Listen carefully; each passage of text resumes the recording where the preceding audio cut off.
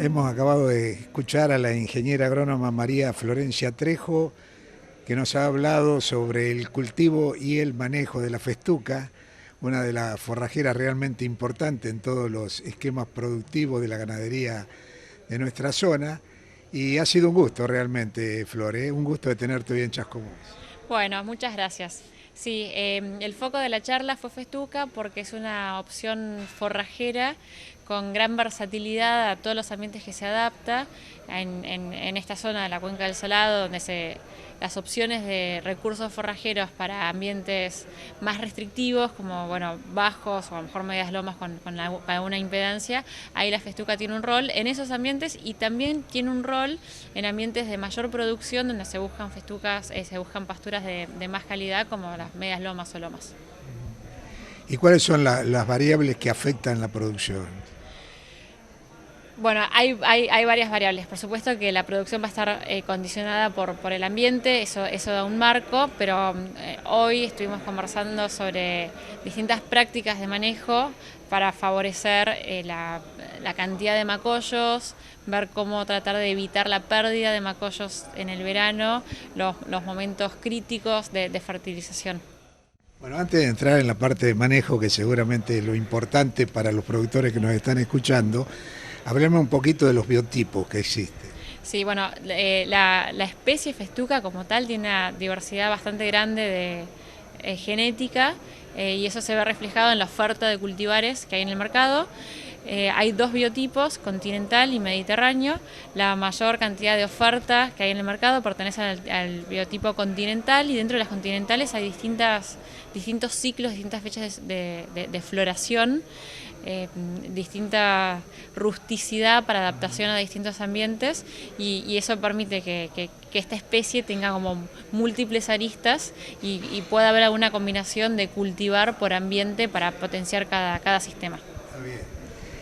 Decime, ¿y cómo elegimos el lote donde lo vamos a sembrar? Y también qué importancia tiene el cultivo antecesor. Bueno, como en cualquier pastura hay que tener especial cuidado en la elección del lote, que sea libre de malezas, que permita una liberación relativamente temprana para poder sembrar temprano en otoño. Es importante que no haya presencia de malezas de verano, entonces planificar las rotaciones previas del lote y si se rompe un campo natural para pasar una pastura, bueno, planificar los verdeos o los cultivos que tiene que tener en el medio. Y vamos a un tema importante, densidad de siembra y la población óptima a la que uno debe aspirar. Bueno, estuvimos hablando que hablando de festucas puras tenemos que apuntar a alrededor de 200 plantas por metro cuadrado.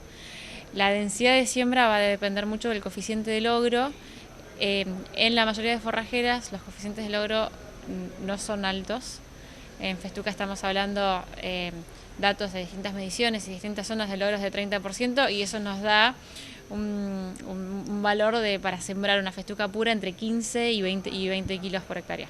Bien. ¿Y la fecha de siembra ideal? Y la fecha de siembra ideal es otoño, temprano, tratando de evitar menos de 10 grados de temperatura y cuidar muchísimo, aparte de la fecha, la profundidad de siembra. ¿Y la profundidad cuál sería más o menos la ideal? Y no, o sea, por abajo de 2 centímetros está muy limitada la plantulita para emerger, es una semilla muy pequeña y esta limitación se hace más grave cuando trabajamos con temperaturas más bajas. ¿Y qué decís? ¿Hay que sembrarla con un cultivo protector o consociada?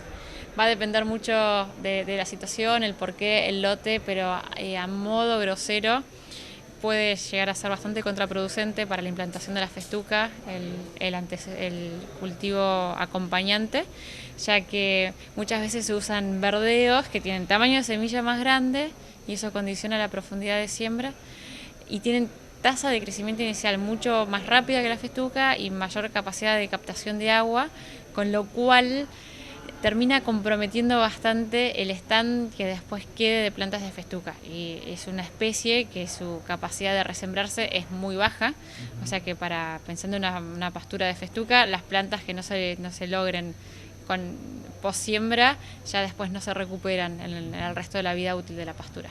Bueno, entremos porque el tiempo es muy acotado, ¿sabes?, para nuestro programa. Entremos un poquito en el manejo, vayamos al pastoreo. ¿Qué tiempo de ocupación es el ideal? Bueno, estuvimos hablando que el momento óptimo para pastorear es evitar que la cuarta hoja que se va generando en los macollos esté empezando a aparecer, porque cuando aparece la cuarta hoja empieza a cenizar la primera hoja. Eso da un máximo de días de ocupación en primavera. Con más de 5 o 6 días de ocupación ya se empieza a perder, a comer el rebrote. Y eso también va relacionado con la eficiencia de cosecha. La eficiencia de cosecha pasa en realidad por el remanente que uno deja y la calidad de ese remanente, y el remanente nos va a condicionar la capacidad de rebrote de la pastura. Vos hablaste de áreas de rechazo, explícame de qué se trata. Pasa como muy frecuente en cualquier pastura que hay ciertas áreas que los animales no las comen. En general son áreas que están bosteadas y tienen factores antinutricionales, pero si no se hace algún trabajo para en algún momento del año hacer un manejo del pastoreo de forma más intensa y tratar de disminuir esas áreas de rechazo, pueden ir creciendo a lo largo del tiempo en situaciones de pastoreo más laxos, y entonces que se achique no la productividad, pero sí la biomasa forrajera que aprovechable que está dando esa pastura. Es decir, zonas donde aparecen esas matas que realmente vemos muy duras y muy voluminosas. Sí, y esas áreas de rechazo, si se siguen rechazando a medida que pasan los eventos de pastoreo, se vuelven matas más grandes, menos palatables y van creciendo. Exacto, sí. Son muy temidas realmente por el productor. Y decime, ¿cómo se debería manejar la festuca ahora en este tiempo, a la salida del verano? Bueno, a la salida del verano, si se hizo un buen manejo previo al verano, se entró al verano dejando un buen remanente, un buen volumen de remanente para proteger a los macollos de las altas temperaturas. Entonces probablemente a esta fecha y después de esta lluvia haya un crecimiento explosivo de pasto, y lo que hay que hacer es pastorear de forma bien intensa para promover que entre luz a la base de los macollos y se puedan generar nuevos macollos. Y si existe la posibilidad de acompañar eso con fertilización nitrogenada, se puede potenciar mucho más la pastura. Respuesta a la fertilización, ¿qué me decís? Hay que buscar fertilizar en los momentos que hay respuesta, entonces evitar los meses de verano cuando puede haber limitación por agua, y los meses de invierno con temperaturas de menos de 10 grados. Si no, en otoño, tanto en otoño como en primavera, hay respuesta a la fertilización. Desde ya, y alguien lo preguntó, el mejoramiento de calidad depende de la cantidad de macollos que pueda lograrse, ¿no? Algo por el estilo. La calidad va a depender del manejo nutricional que tenga esa pastura, va a depender del manejo de pastoreo y la relación cantidad de lámina y cantidad de vaina que tengan las hojas, y según la estación del año también del ciclo que tenga ese cultivar de festuca. Vos estás convencida de que es una forrajera sumamente importante dentro de los esquemas de producción. Seguro, y sin duda para esta zona de la cuenca del Salado es la reina de las forrajeras. Bien, la reina de la forrajera. Bueno, muy bien, me gusta mucho tu definición. ¿Tenemos nuevas variedades que compitan con la festucosis? La actual reglamentación de comercialización de semilla obliga a los semilleros, o le pide a los semilleros que la semilla que se comercializa sea libre de festucosis. Hoy cualquier semilla fiscalizada que se consiga en el mercado no debería tener festucosis. Bueno, una síntesis muy apretada de una extensa charla y muy interesante que nos dio Florencia aquí en la Asociación Rural de Chascomús. Te agradecemos mucho, muy agradecidos por tu atención. Bueno, un gusto y hasta la próxima. Gracias.